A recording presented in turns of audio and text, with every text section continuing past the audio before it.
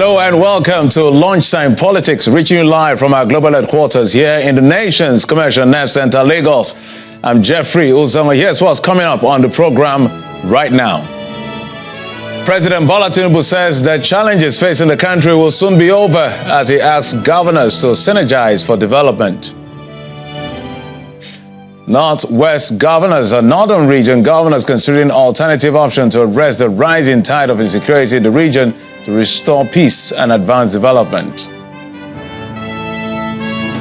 And the amended Students' Loan Act 2023 passes second reading in the Senate to capture annotations to the initial legislation. We kick off with an optimism shared by President Bola Tinubu, who believes the current challenges facing the country in the short term will soon be over because better days, according to him, are ahead. Perhaps is why he is asking the leaders of the subnational to set aside political differences and collaborate with the federal government to build the nation. Speaking during the breaking of Ramadan fast with governors at the State House in Abuja, President Tinubu emphasized the importance of transitioning from politics to governance, noting the need for unity and cooperation among all stakeholders as he highlights the significance of the holy month. I'm glad that the headwind pushing us back is almost over.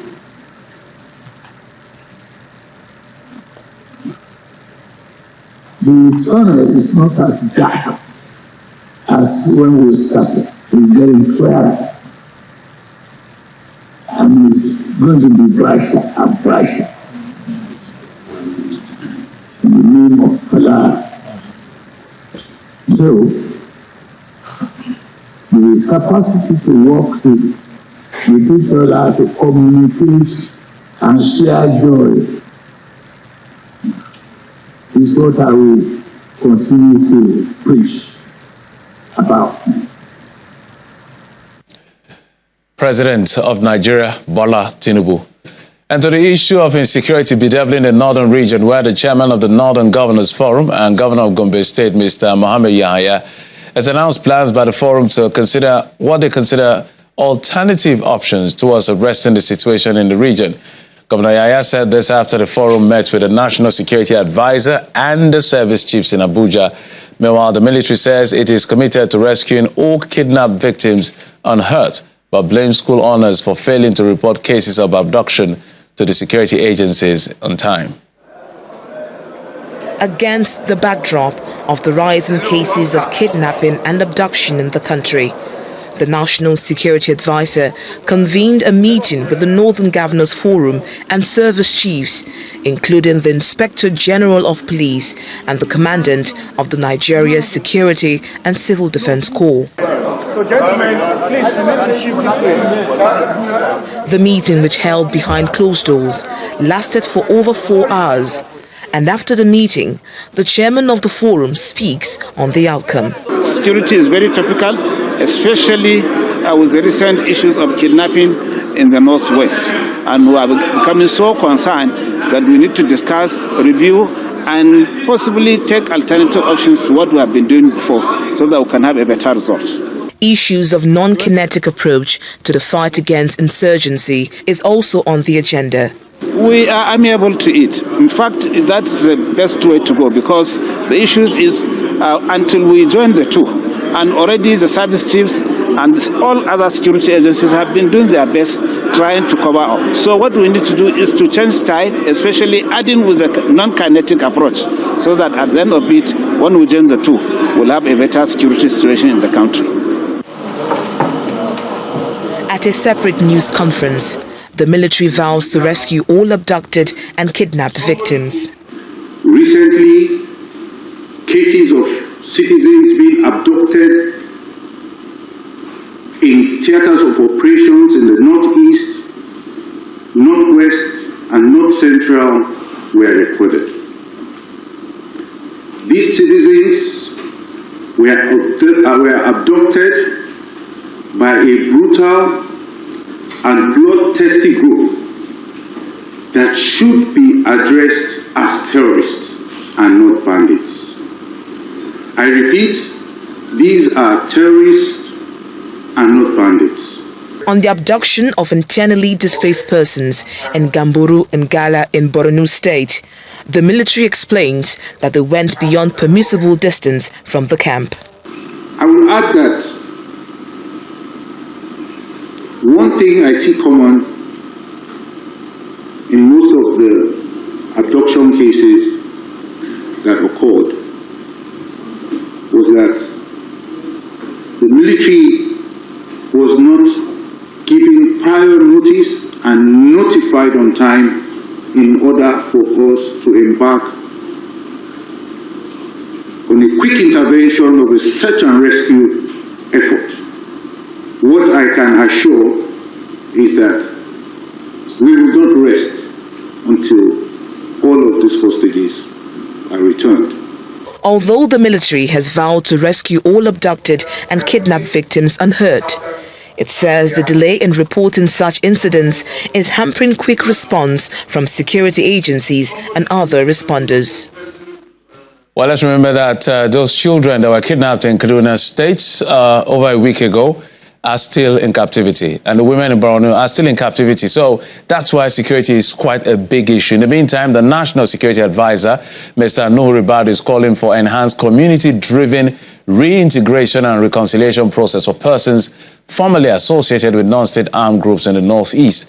He made a call in Abuja at the launch of the second phase of the European Union's support for disengagement, review, reintegration and reconciliation of persons formerly associated with non-state armed groups in the Northeast. He explains that the project was conceived to promote peace and stability in the region.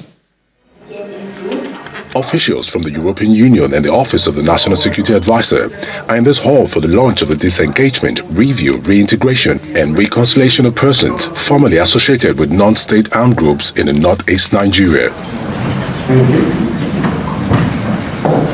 The National Security Advisor is implementing the project through the National Counter-Terrorism Center with the aim of promoting the non-kinetic approach to the fight against insurgency.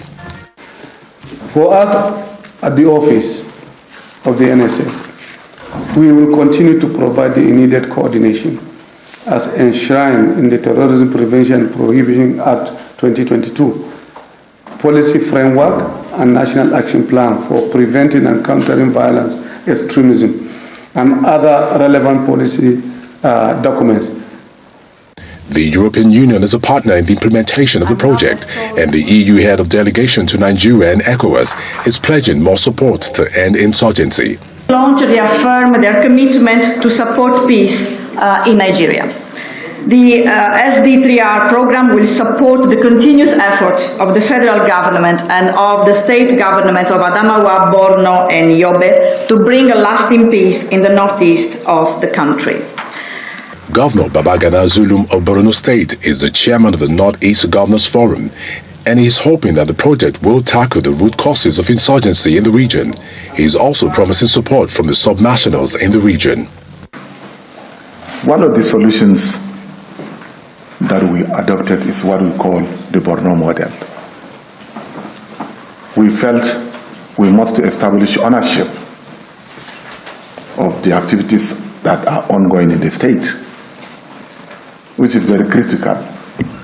We felt there is a need for us to strengthen our monitoring and evaluation mechanisms at the state level. And then, above all, we understood that kinetic measures alone will never solve our own problems. The National Security Advisor, accompanied by officials of the European Union, then launched the project. Still on the program, away from security, a bill to amend the Students' Loan Act has scaled second reading in the Senate. This follows a correspondence by President Bola Tinubu to the Senate seeking the repeal of the existing law and the enactment of a fresh bill. This request comes a day after the announcement of a temporary suspension of the commencement of the student loan system, which would allow students of tertiary institution access no-interest loans to complete their studies. Our National Assembly correspondent, Gloria Mezoke, tells us more. A correspondence from President Bola Tinubu seeking the reenactment of the students' loan law was one of the major highlights on the last plenary session of the Senate for the week. Yours sincerely, Bola Ahmed Tinubu. It's an executive bill seeking low-interest loans for students of tertiary institutions to complete their studies. While we have this student loan scheme, there are rules and procedures that must be followed to the latter, so that the beneficiary will not see it as a free gift, but we know that it's a loan to be paid in the future. If anything this 10th Senate must do is to speedily pass this bill, with student loans being accessible and possible for students in our nation. A bill for an act to repeal the Students' Loans Access to Higher Education Act 2023, second reading taken. Again, another correspondence by President Tinubu is read and debated. The Honourable Minister of the Federal Capital Territory Administration, FCTA, has prepared the 2024 statutory budget proposals of the FCTA, which is forwarded herewith for consideration and approval. Without any dissenting vote, the 1.14 trillion naira FCT appropriation bill 2024 passes second reading. This bill is now read for the second time. It is referred to the Committee on the FCT to report back on the next legislative sitting. And FCT area councils and ancillary matters to be brought back on the next legislative date. Meanwhile, 48 hours after the suspension of Senator Abdul Ningi and his subsequent resignation as the chairman of the Northern Senators Forum, the president of the Senate announces a replacement. Distinguished Senator Yaradua, congratulations as the new chairman of Northern Senators Forum. A new spokesman for the Northern Senators Forum has also been elected in the person of distinguished Senator Tahi Mohammed Mongunu. The newly appointed chair promises to foster the interest of Nigeria as well as the development of the North. From the National Assembly, Gloria Umezuke, Channels Television News. We're going to a quick break now. When we come back, we'll bring you more stories as well as that conversation. Join us again. Welcome back, and stay with the National Assembly bill to amend this section 13 of the Electoral Act to ensure that a person seeking transfer of their voter registration data reside in the constituency to which they have applied has been stepped down in the House of Representatives. While the bill was supported by some lawmakers, others argue that it will lead to a disenfranchisement of eligible voters. Our National Assembly correspondent Terry Ikumi reports on this, as well as the Students' Loan Bill transmitted from the Presidency to the National Assembly.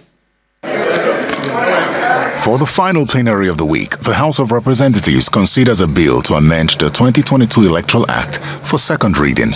Amendment, I say. Sponsored by Honorable James Faleke, the bill seeks to ensure that a person seeking transfer of their voters' registration data actually resides in the constituency to which they have applied. The person seeking the transfer must show evidence, physical or otherwise, to the resident electoral commissioner of his existence in his new place of abode.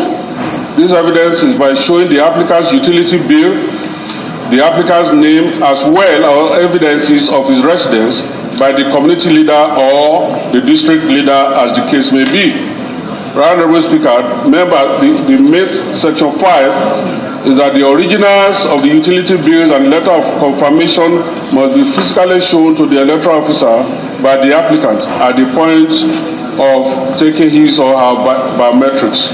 The amendment bill receives mixed reactions from members as some ponder on possible disenfranchisement of eligible voters. It's trying to cure a situation whereby somebody can be somewhere and participate in the process of selecting either a representative or a leader in another constituency simply because he has transferred his or her voting data to that particular constituency. I want us to expunge the utility bill, because a utility bill cannot come on the name of a tenant, and I'm going to the Resident Election Commission to present it that I should be transferred. It means that after you have gotten your utility bill, A community leader who may not like your face will tell you, sorry, I cannot confirm.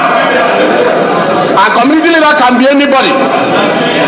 How do we define a community leader? We are seeking to increase more Nigerians to participate in the electoral process. If we bring in this condition, Mr. Speaker, we are going to restrict more people. Honorable Falike's eventually prevailed upon to step the bill down for further consultation. I would like to withdraw it, make amendments and represent if you so wish, Mr. Speaker. Meanwhile, 24 hours after the suspension of the student loan scheme by the president, the House receives a communication from the president on a student loan access to higher education repeal and reenactment bill 2024. The House quickly considers and passes the bill through second reading. Terry Ikumi, Channels Television News.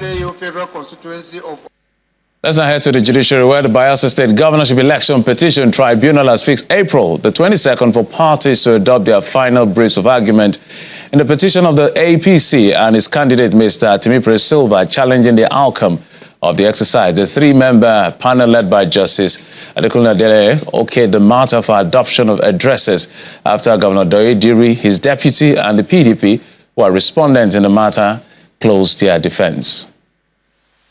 The Bayelsa Election Tribunal resumes its sitting with the People's Democratic Party, Governor Doye Diri, and his deputy, Lawrence Erijako, ready to open and close their defense. The governor is present to witness the day's proceedings, as his witness tendered the official results of the election as well as the final declaration of the results. Under cross-examination by counsel to the petitioners, the witness told the tribunal that INEC discharged its function creditably by conducting the election in compliance with provisions of the 1999 Constitution as amended and Electoral Act 2022. The deputy governor also produced a witness who confirmed that the deputy governor is a legal practitioner whose call to birth certificate was listed in INEC's form.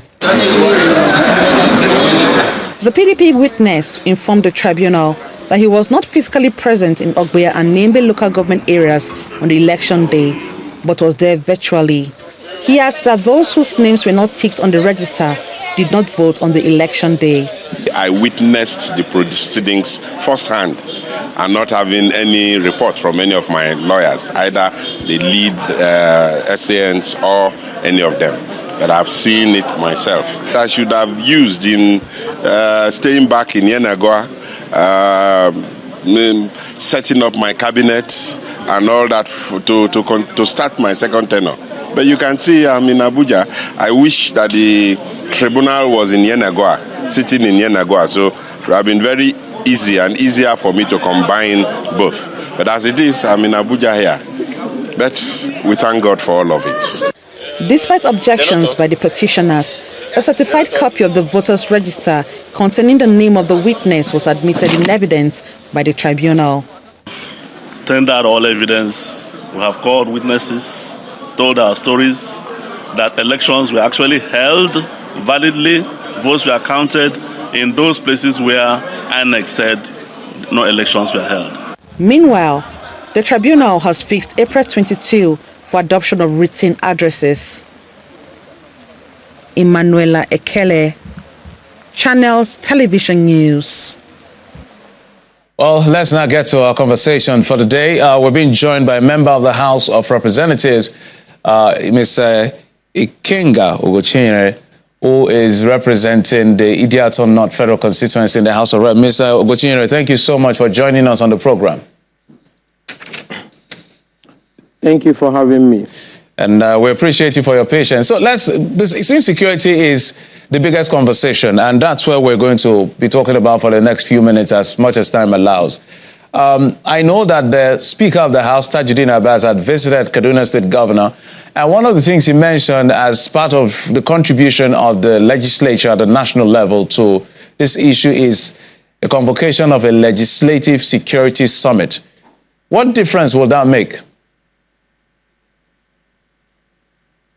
Well, because he's particularly worried that year in, year out, we have been on these issues, and then the insecurity keeps increasing, and it's so worrisome that virtually more than 2/3 states are now affected, from petty crimes to serious issues of kidnap and killing and destructions. And the parliament is so worried because we have made appropriations, we have made interventions, legislative interventions, we have appropriated for funds, both in supplementary and in main budgets, and then the security agencies, it was their own turn to be able to justify that in terms of the progress they're supposed to bring in. And that progress, you can see that every day on the floor of the House, if we have 10 motions for the day, 6 or 7 borders on insecurity, kidnap, killing, assassinations, and so on and so forth. And there's no reasonable parliament that will see this as a representative of the people and then keep quiet. And that is why we said, okay, let's try one more time to sit down with all the stakeholders to find areas of stronger legislative interventions that can strengthen what we have been doing in the past and be able to produce an effective result that can make Nigerians go to bed comfortably. Is it a problem of legislation or lack of implementation of the plethora of legislation we have? What is really the problem? Because it looks like we have so many laws. Yeah, I don't think it's mainly a problem of legislation. It's all about implementations, because why I say that is that when we came on board the 10th Assembly, one of the first requests we received was supplementary appropriation, especially in the area of security intervention, which we also handled and then returned back to the president. So, and this was because the president wanted to accelerate, quelling these security challenges in the country. And then in the 2024 budget proposal also, we made substantial preparation for security in the country. So it's not actually about legislation, because in terms of funding and appropriation, we have done that. In terms of oversight, we have sat with them many times. We have tried to find out what are the issues. But it's obvious that these problems, I will not lie to you, are worsening every day, and every part of the country is now affected. And I must add here on a personal note, that it's not a problem of legislation. It's a problem of how will I put it, both institutional problems that has to do with the security agencies themselves, the people in the field. So that's why we wanted to bring everybody together to find out what is happening with those in the field. Why are we not bringing the desired result? What is happening to our intelligence gathering system, and so on and so forth. More importantly, it's also important that executive on their part have a constitutional obligation that if you are not getting the desired result for which you have appropriated fund in terms of the desired effect of what the security agencies are doing in the field, you have a constitutional power to hire and fire. And it's on the president's desk to also, if you feel that that's the result, as most of us in the parliament are feeling that that result is not coming in, to make changes where it is necessary to bring those who can be able to solve those problems. Let's begin to wind down because of time. Now, 2 paradoxes I want to pose to you, I want you to speak to. On one hand, we have increasing high defense budget. And then we also have increasing insecurity. How do we make sense of this paradox?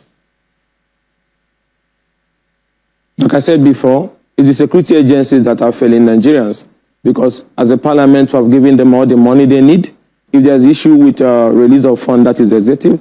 Is there issue with recruitment? Is there issue with intelligence? That is their business. But the most important thing, as representatives of the people, we are tired of moving motions every day on issues of insecurity affecting different parts of the country, and we want a result. And that is why we said, let's give them one more time to bring everybody together to hear from them. But the most important thing is that this idea of getting security agencies partly involved in politics over time helps in bringing in, the kind of manpower that does not even actually understand the job. If you see the roles some of them play during elections, so most of these roles are very, very shameful. And that's why I said they should stay away from political issues, they should stay away from political actors and focus on quelling issues of insecurity in the land. So they need to go about in terms of, retraining, recruiting the people that have the capacity, and removing those who actually does not have what it takes to be involved in security issues.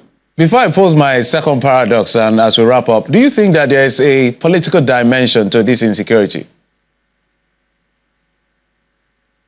Well, everything in life has political dimension, have spiritual dimension, have ethnic dimension, have religious dimension. Yes, there is political dimension. Yes, there is ethnic dimension. Yes, there is religious dimension. There's every dimension. But one matter is that crime is crime. It is the duty of the Federal Republic of Nigeria, led by the president, to nip this in the bud. So whether it's political, whether it's religious, whether it's ethnic, is irrelevant. What matters is that crime is being committed every day. Citizens are so scared. You must fix it. And if those you have hired to fix it don't know what they're doing, then you fire them. There is no reason to keep complaining every day. The second paragraph I wanted you to post, just generally speaking, maybe you help us make sense. I have a list of the military fortress of formation and police formation in a state like Kaduna State, about 13 or so of them. We have the one division of the Nigerian Army Depot, Armed Forces Command, Nigeria Defense Industry, Air Force Training, Police College, Navy School. The list is on. Yet a place that has this level of formation of the military and the police, which is, let's say, should be the safest space in the country, is now in need of safety. What do you think is going on? What do you think is responsible for that paradox? Well, without missing what is incompetence on the part of those who are handling security in the country, that a place like Kaduna, a place like Plateau, with high military formation, with high police formation, with a lot of security infrastructure, up to this moment, these people move in number of 10, 20, 30, 50, go to villages, rape them, butcher them, and then when they are leaving, we send in soldiers. Students are being kidnapped from those locations. When they leave, we send in soldiers. These people are migrating from somewhere. People are seeing them. What about the security infrastructure that has to do with surveillance, the drone system and so on and so on? How come we are not dictating them? How come we are not being able to, to trade them? And then they keep coming to the same Kaduna, they keep coming to the same Plateau, they keep coming to the same Benue. There is no justification for that. All I can say is incompetent. Somebody somewhere is incompetent, and we must understand that people are losing their lives every day, and there's no justification for that. So whether it's not about building more military formation, there is about the capacity of those who are saddled with those responsibilities around those as is. There is no justification for a group of 50, 100 individuals to move and take students, to move and rape and kill, and then we are unable to bring it. It doesn't. There's no justification for it. So I blame it on the handlers, and I want the president to act on it immediately. If those people are not giving you the desired result, you remove all of them. No apologies about that. All right, Mr. Kenga Gochire, I know that there's a lot to talk about, but unfortunately we don't have so much time. Member House of Reps representing Idiaton North Federal Constituency, thank you for your insight. You can see it was difficult for me to pose the question at some point because I'm looking at the paradox, but thank you for bringing that insight. Thank you for coming on the program. Thank you. And just before we go, the Chief of Staff to the Kogi State Governor, Ali Bello, admits that Daud Suleiman had been rearranged by the Economic and Financial Crimes Commission for allegedly diverting 100 billion naira belonging to the state government in September 2015. The charge sheet also names the immediate past governor of Kogi State, Yaya Bello, also as a defendant. In the amended charge filed by Justice James Omotosho, the EFCC claims that the suspect diverted about 100 million naira of the state's money in September, months before the ex-governor assumed office. However, Ali Bello and Dauda Suleiman pleaded not guilty to the 7-count charge before the Federal High Court, Abuja. And that's it on the program. Thank you so much for your time and, of course, your company. Have a great weekend. You've been served on Lunchtime.